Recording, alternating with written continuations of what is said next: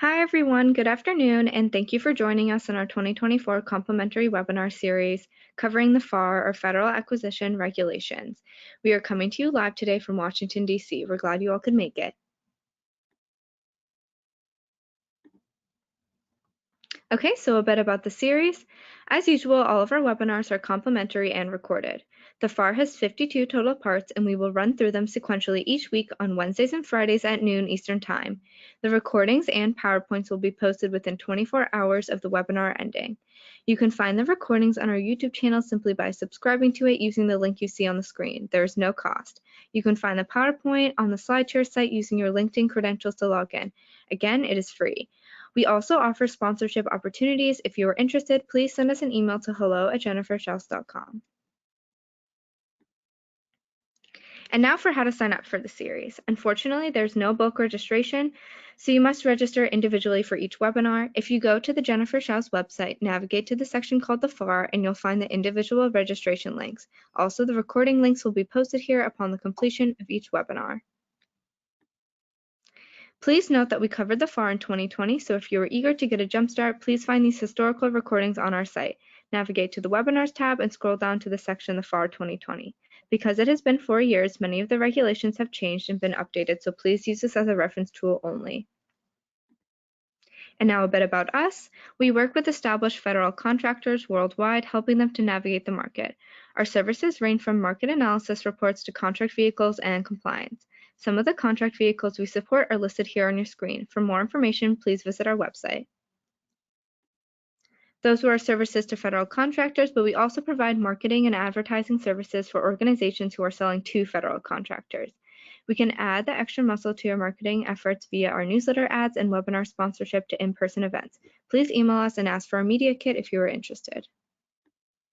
We are currently offering a discounted offer in our newsletter, which reaches over 30.6 thousand subscribers. If you want to place an order or have any questions, please send us an email to hello@jenniferschaus.com. Contract vehicles can be great marketing tools for pursuing federal business. Current open solicitations include Navy Seaport, Next Generation, and NASA, as well as GSA Alliant. Additionally, the GSA Multiple Award Schedule is an open and rolling RFP. If you qualify for any of these and need proposal support, please email us for a quote. As you know, congressional hearings on both the House of Representatives and on the Senate side are open to the public unless otherwise stated. We have a list here of the upcoming schedule, including the date, time, building, and room numbers. Most meetings take place in the Dirksen, Rayburn, or Cannon buildings. If you are selling to any of these departments or agencies, attending the hearings can be a great way to gather information, understand the process, and also network with influencers. Please join us for these upcoming complimentary webinars with various Apex accelerators. Jennifer will be covering GSA schedules as well as federal marketing for our local Apex Accelerator in Virginia. These are complimentary and online webinars, so please join us. She will also be teaching 2 classes for the Maryland Apex Accelerator, one on marketing and one on the GSA schedules. These are in July and in December, and once again, complimentary. Coming up these next 2 weeks, we will hear from Carrie Palmatier on small business innovation and federal contracting. Specifically, Carrie will cover information on SBIRs and STTRs. These 2 options are a great way for tech companies to grow in the federal sector. This is a 2-part series. As always, these are recorded and complimentary. Please join us and over 300 government contractors on Monday, June 24th at the Kennedy Center for our Federal Government Contractor Summer Soiree. Firstly, we want to thank our event partner BidSpeed and also our sponsors Capital Bank, RXO, GovSpend, Federal Compass, Fully Promoted, Sandy Spring Bank, Outwork, and Caltech. Additionally, we want to thank our in-kind sponsors, the Virginia Apex Accelerator and Nova Hispanic Chamber. You'll be able to meet with the federal government, including the SBA, USAID, NSF, NAVAIR, US Air Force, the Army, HHS, and the VA, so please register in advance to attend. Our webinars are complimentary thanks to our longtime and generous corporate and in-kind sponsors. Please allow me to introduce them. We would like to thank our friends at GovEvents, the premier platform for posting events related to the government and government contracting. You can find all of our webinars and our events at govevents.com, as well as recordings from our past 600+ webinars. We also want to thank Tom Johnson and his team at Set Aside Alert, the go-to publication for contracting opportunities for small, women-owned, veteran-owned, HubZone, and 8A firms. Visit setasidealert.com for more information. The Fairfax Economic Development Authority has an online calendar of events and webinars. We want to thank them for posting our events and webinars on their calendar. The Virginia Apex Accelerator at George Mason University offers free one-on-one counseling to established government contracting firms in Virginia on federal, state, and local procurement topics. If you are interested in learning more, please use the links provided to explore their services, review homework recommendations, register for live training, and find useful links to agencies and other self-directed learning. One-on-one counseling is limited to eligible client companies, and appointment requests are handled in the order they were received, based on counselor availability due to high demand. Online resources and group trainings are free with no restriction on business location. Join the Greater Reston Chamber of Commerce's monthly GovCon Council meeting to network with peers, learn about upcoming events and opportunities, and help to shape future programming. The meetings take place the fourth Tuesday of each month at 8:30 a.m. at the Greater Reston Chamber of Commerce. The next meeting will be on June 25th. Do you want help winning government contracts? Bitsby can help. Users can find contract opportunities from federal, state, and local government. Additionally, you can search for teaming partners, incumbent point of contact, expiring contracts, compliance matrices, and also proposal templates. Create your login today at bitsby.com. Bitsby is an official partner of the U.S. Small Business Administration's ETG and Power to Grow program. Events are the ultimate engagement channel to bring government and industry together. 68% of government personnel report that they attend more than one event each year. The Federal Business Council, or FBC, has worked with government and industry for 45+ years to create gatherings where ideas are shared and to help government achieve its goals. This includes agency industry days, cybersecurity symposiums, technology expos, and off-site meetings. FBC provides full lifecycle meeting planning and event management. With over 5,000 meetings under their belt, FBC has the experience, systems, and personnel to make your next event exceptional. Learn more at www.fbcinc.com. Now, last but not least, please check out our friends over at GovBrew. GovBrew is the most read GovCon newsletter, keeping thousands of GovCon professionals in the loop with news, updates, and opportunities in the federal contracting market, all in a fun and accessible email that only takes 5 minutes to read and is 100% free to join. It goes out every Monday, Wednesday, and Friday at 7 a.m. It's filled with great content, event postings, webinars, and more. We encourage you to sign up at govbrew.co, or you can use the QR code you see on the screen.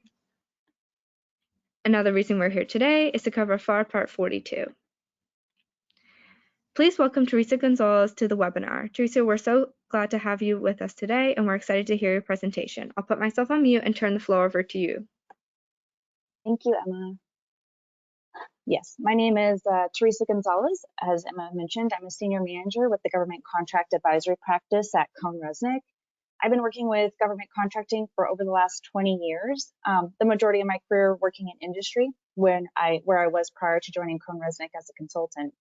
And so while working in industry, I supported both small to large businesses in various different functions from finance, accounting, and contract administration. A lot of my time was also spent leading pricing for pursuits and working with business development teams.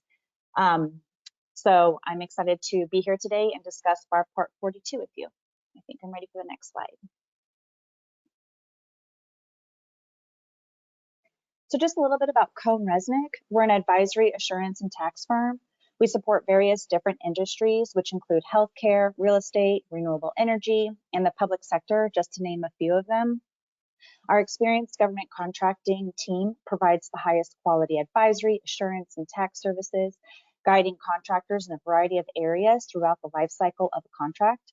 Our team's significant experience performing extensive contract audits on behalf of civilian agencies and industry exposure to government contract accounting and regulatory scrutiny allows us to provide a unique perspective to our government contract advisory services.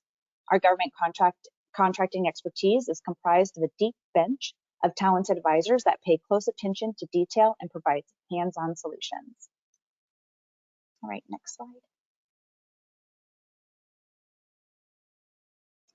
All right, so time to get into the fun stuff. So FAR Part 42, the overall FAR part, outlines the principles of contract administration and audit services. It really dives into the procedures and expectations around contract administration, performance evaluation, record keeping, and audit services. And this part is divided into 14 different subparts.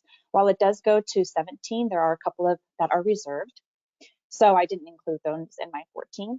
And I'm going to walk through at a high level, just a little high level of each of them during this webinar. And so we're going to start with interagency agreements.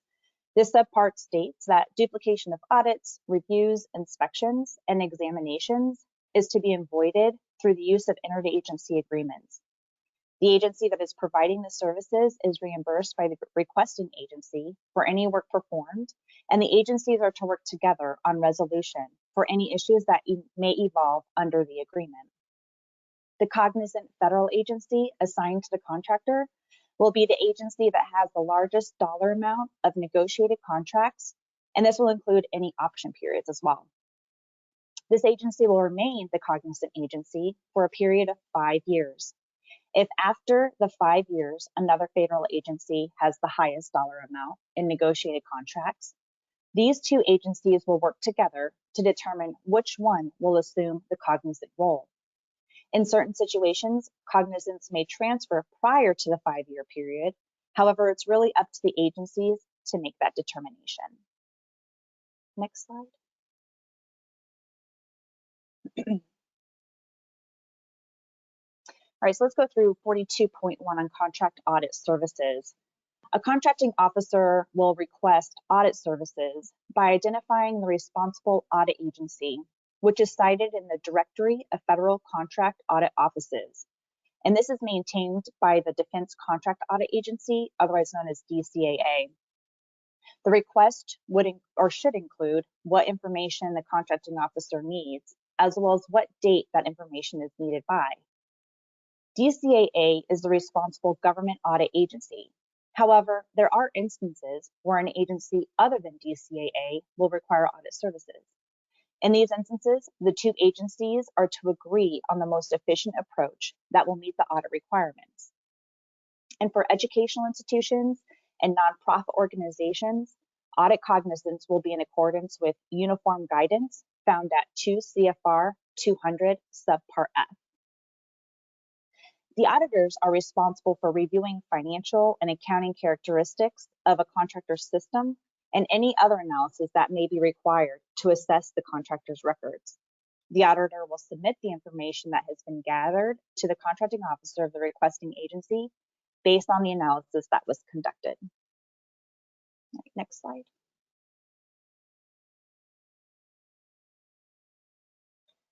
All right, so let's go to 42.2, contract administration services. And so for contracts that are assigned for administration, the Contract Administration Office will perform post-award and pre-award functions. Contracting officers can delegate contract administration services through a couple of methods. One is through an interagency agreement, which we just talked about a little bit, or as a request to the Contract Administration Office that is listed in the Directory of Contract Administration Services. The Defense Contract Management Agency, or DCMA, maintains the Federal Directory of Contract Administration Services components, and it lists the names and telephone numbers of those DCMA and other agency offices that offer contract administration services. The link to this website is found at subpart 42.203. An agency may decline a request for contract administration services if there's a lack of resources to be able to complete the tasks required. Additional functions may also be delegated that are not outlined in FAR 42.302, contract administration functions, which we're going to review next. And they are dependent on a few factors. 1, the availability of required resources.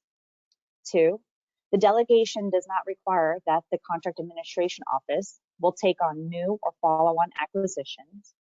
And 3, for orders that are under provisioning procedures that are in existing contracts, the head of the contracting activity or their designee will approve the designation.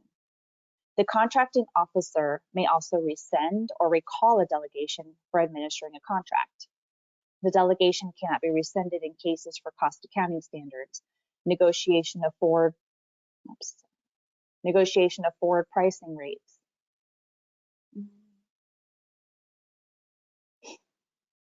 My apologies. If the government will incur unnecessary costs or successful completion of a contract by the prime is threatened, Then supporting contract administration for the subcontractor may be, oh no, I'm sorry, I apologize, everybody. I'm going to go back to where I was. The delegation cannot be rescinded in cases for cost accounting standards, negotiation of forward pricing rates, and indirect cost rates. Contract administration will not be used for subcontracts, as this is the responsibility of the prime contractor, with a few exceptions. If the government will incur unnecessary costs or successful completion of the contract by the prime, or the prime is threatened, then supporting contract administration for the subcontractor may be required. In addition, the contracting officer should let the contractor know if any functions are withheld from or if additional functions have been delegated to the contract administration office. For contracts that are major systems acquisitions, the contracting officer may designate certain high risk or critical subsystems or components for special surveillance. And we'll review special surveillance later on in another part.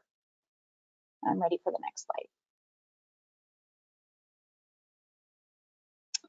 So this is under contract administration office functions. What are the functions of this? And when a contract is assigned for administration under FAR 42.2, the subpart we just reviewed, which was contract administration services, then the contract administration office will perform contract administration functions, such as under subpart 42.302. And that outlines the various functions that the contract administration office can perform. And this list is quite extensive. So what I did is I bucketed the functions into 10 different high-level activities, which you can see on your slide. And just some examples of each of those activities I have put together here. So under review the contractor's compensation structure, review, approve, or disapprove, and maintain surveillance of the contractor's purchasing system, and that's identified under FAR Part 44. And support the program, product, and project offices regarding program reviews, program status, program performance, and actual or anticipated program problems.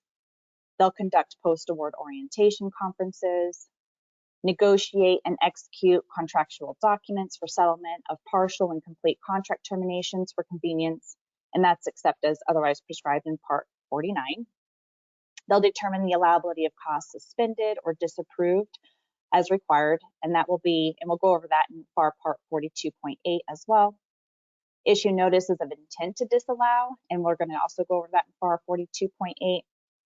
And then ensure timely notification by the contractor of any anticipated overrun or underrun of the estimated cost under cost reimbursable contracts.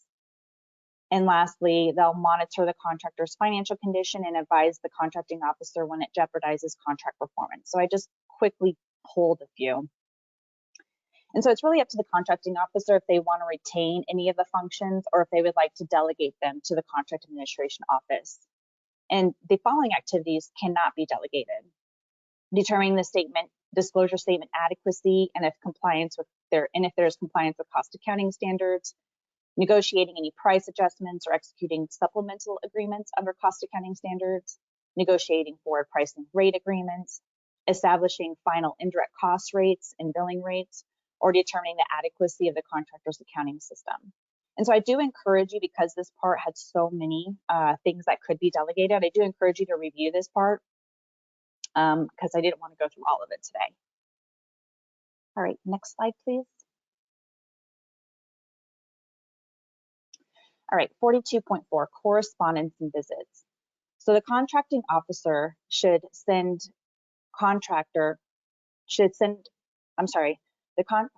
contracting officer should send correspondence that relates to contract administration functions to the contractor and also provide a copy of the correspondence for the contract administration office's files. Any correspondence that is conducted between the CAO and the contractor should be provided to the contracting officer. And when I said CAO, that's the contract administration office. Government personnel that are planning to visit a contractor's facility are to provide information to the CAO, such as contract number and purpose of the visit, so the determination can be made if the visit is necessary. And so this allows the CAO to determine if there are duplicative reviews, investigations, or audits. If this visit will result in obtaining information from the contractor that relates to the contract administration functions, And then the government personnel planning to visit the facility should provide that information in enough detail to support the CAO in making a determination if that information has already been reviewed and is available within the government. If that is the case, then the CAO will dissuade that visit and provide details as to where the information can be obtained within the government. And any on-site inspections or evaluations will be accomplished by the CAO under the direction of the applicable agency. Next slide, please.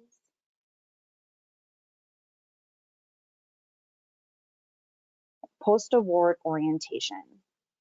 The post-award orientation is for the government and the contractor to discuss the contract requirements and identify if problems exist and to resolve them. The conference is not intended to provide the contractor with a full understanding of the contract requirements or to make any changes to the final agreement that was negotiated to arrive at the contract award.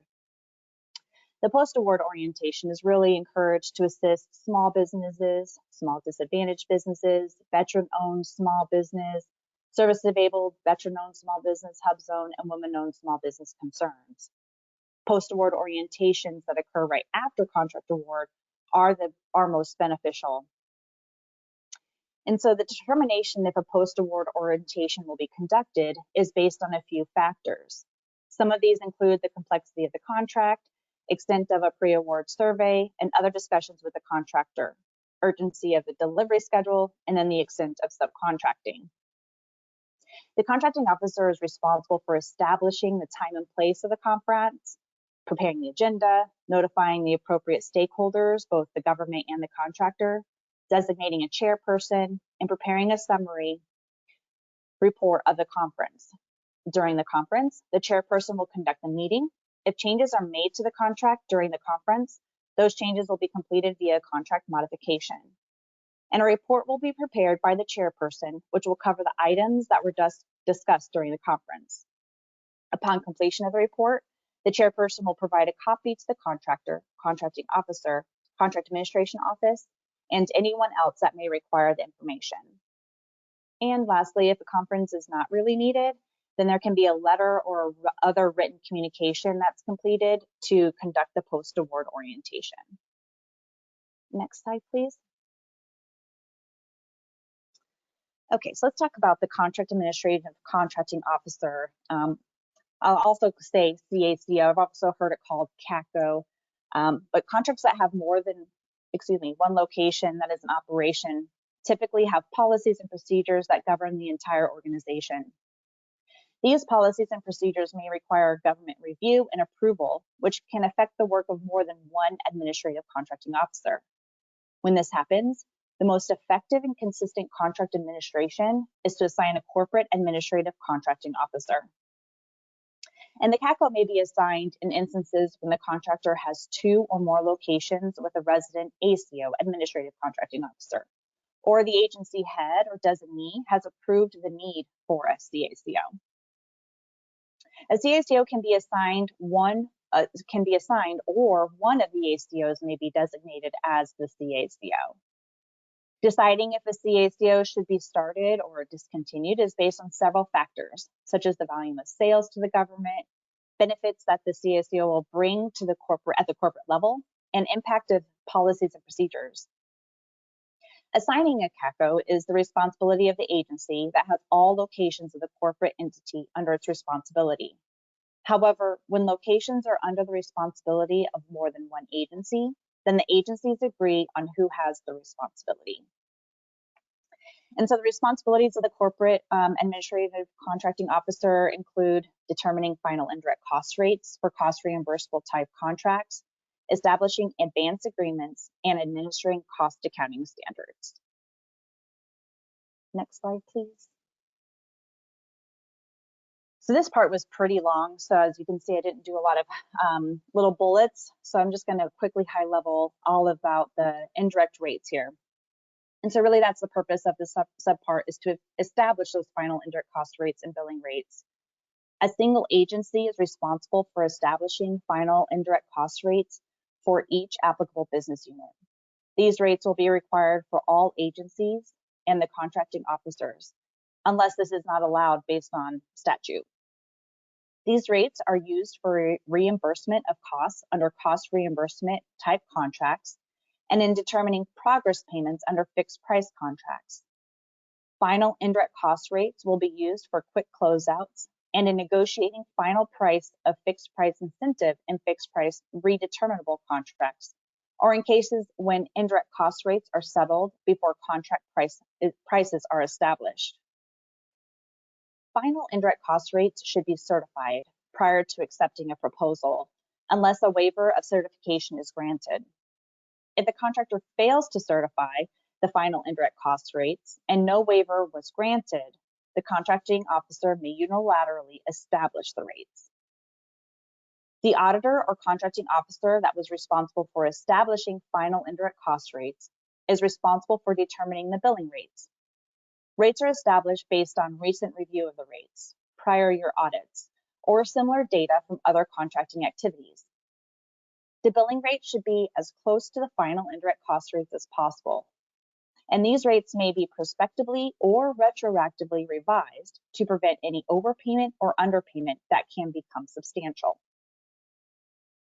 Final indirect cost rates are established on the basis of the contracting officer determination procedure and the auditor determination procedure. 120 days after the settlement of the actual indirect cost rates for a physically complete contract, the contractor must submit a final invoice that reflects the settled amounts and rates. If a final invoice is not submitted by the due date, the contracting officer may determine the amounts due to the contractor under the contract and record the amount in a unilateral modification. The contracting officer or auditor will distribute the indirect cost rate agreement to the contractor and each contracting agency that was affected by the settlement. In the case of cost sharing arrangements, a contractor may be asked to accept indirect cost rates that are lower than the estimated actual rates, in which case an indirect cost rate ceiling may be incorporated into the contract. When ceiling rates are used, the government will not be obligated to pay additional if the final indirect cost rates exceed those negotiated ceiling rates. If the final indirect cost rates are less than the negotiated ceiling rates, the ceiling rates will be reduced to align with the final indirect cost rates. And for quick closeouts, the contracting officer that is responsible for closing out the contract will negotiate the settlement of direct and indirect costs for a specific contract, task order, or delivery order that is going to be closed in advance of determining the final indirect cost rates. This will be applicable when the contract is physically complete. The amount of settled direct or indirect costs is relatively insignificant, such as they are less than $1 million or 10% of the total contract, task order, or delivery order. And the contracting officer will determine if a quick closeout is appropriate. The determination of final indirect cost rates for quick closeout is provided by the allowable cost and payment clause, which is found at FAR 52216-7. And penalties may be assessed for contractors that include unallowable indirect costs and final indirect cost rate proposals, or final statements of costs incurred or estimated for fixed price incentive contracts. If unallowable indirect costs are expressly unallowable, the penalty is equal to the amount of the disallowed costs plus the interest on the paid portion of that disallowance. If the unallowable cost was determined to be unallowable prior to the proposal submission, then the penalty is 2 times that amount that I just mentioned. Penalties are in addition to other administrative, civil, and criminal penalties provided by law, and the contracting officer will assess the penalty when the submitted cost was expressly unallowable or unallowable costs were inadvertently incorporated into the proposal. Next slide.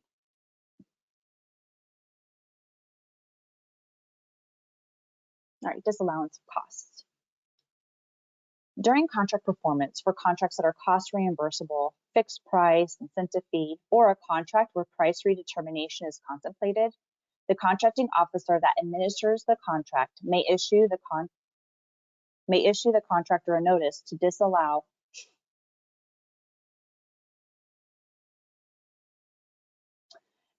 costs that have been incurred or are planned to be incurred. The contracting officer is required to communicate with the contractor prior to the disallowance to attempt to reach a settlement. And this communication should be completed prior to issuing the notice of intent to disallow costs. A notice of intent to disallow costs typically comes from the monitoring of the contractor cost.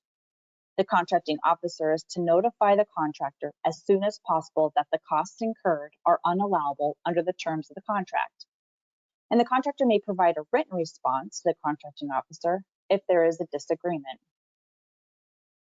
The notice should identify the description of the costs that are disallowed along with the estimated dollar value, impact, if any, on the billing rates and forward pricing agreements. If the contractor disagrees with the disallowance of costs, the contracting officer can either withdraw the notice should they agree with the contractor or issue a written decision. When indirect cost rates are involved, the contracting officer that is responsible for determining the final indirect cost rates will be the responsible party to issue the notice. For cost reimbursement portion of fixed price contracts, letter contracts that have cost reimbursement terms, time and material or labor hours contracts, provide for disallowance of costs during contract performance after those costs have been incurred. Next slide. All right, bankruptcy, see what this part says. The subpart describes the procedures that should be taken when a contractor enters into bankruptcy. The Contract Administration Office should take action to determine any impacts that may be due to the contractor filing for bankruptcy. And the government will do what is in their best financial interest by determining any impacts to active, physically complete, or terminated contracts that have not been closed out. The government will determine the amount of any potential claims against the contractor, and the notice of bankruptcy will be provided to legal counsel and all applicable agencies. Right, next slide.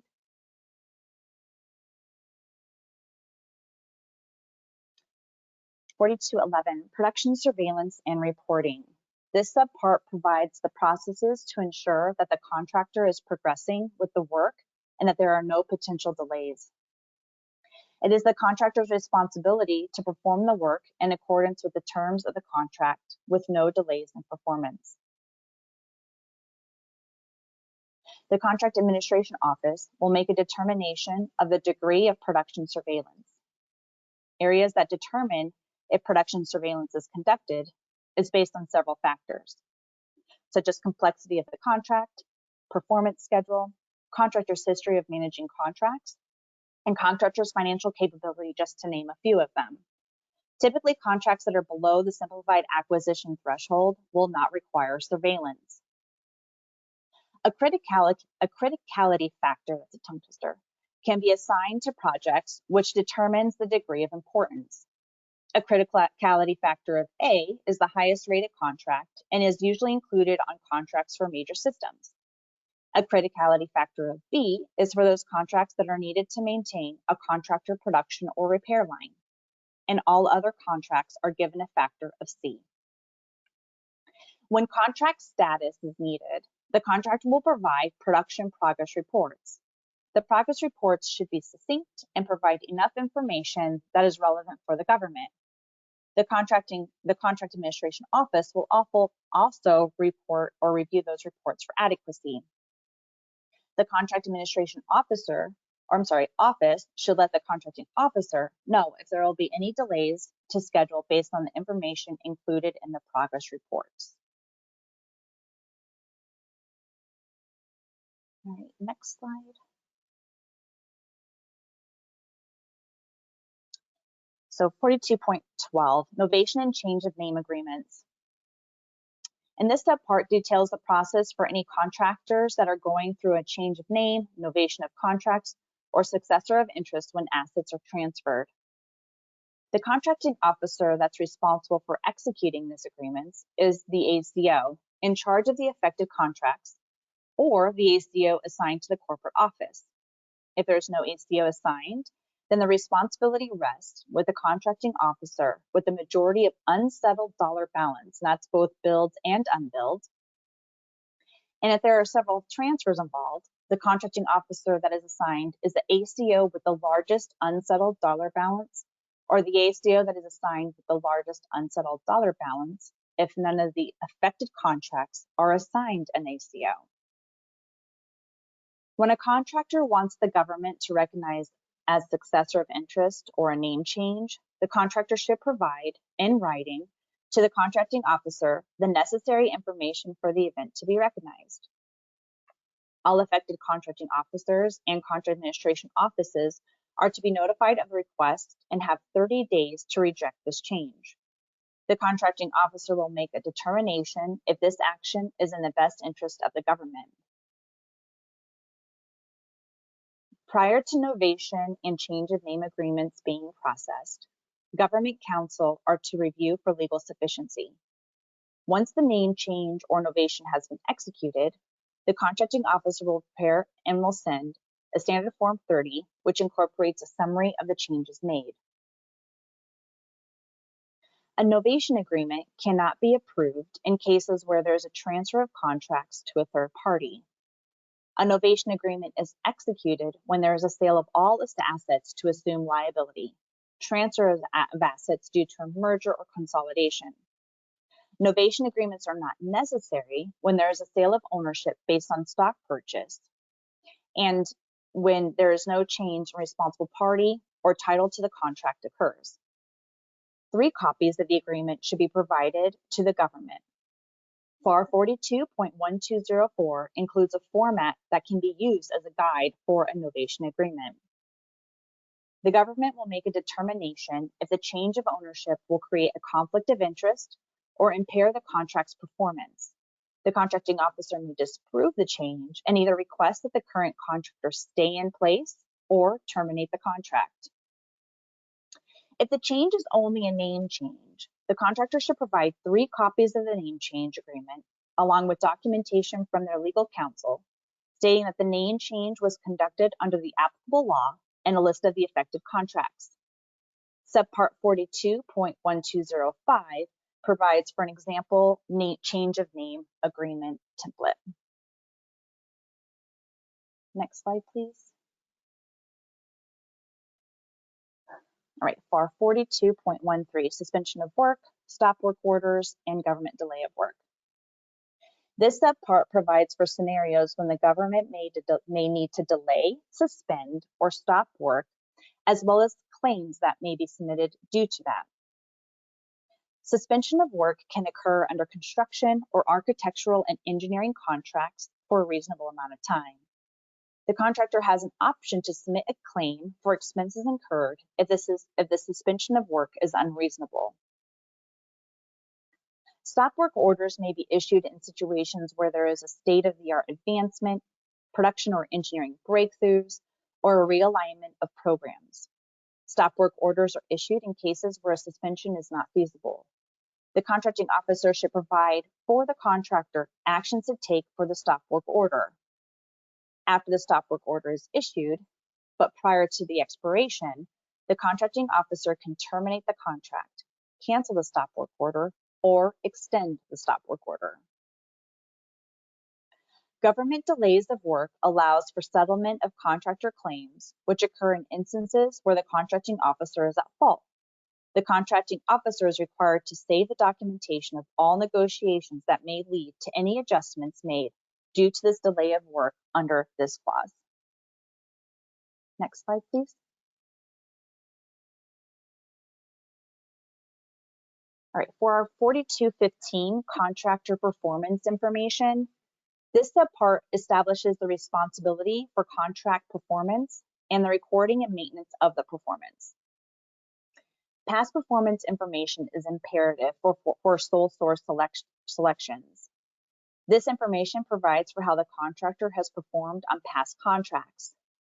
The Contractor Performance Assessment Reporting System, otherwise known as CPARS, will be used to capture information regarding the contractor performance. Agencies are to prepare contractor performance evaluation for all contracts that exceed the simplified acquisition threshold. In the case of construction contracts, past performance evaluations shall be completed when the value is $750,000 or more, or have been terminated for default.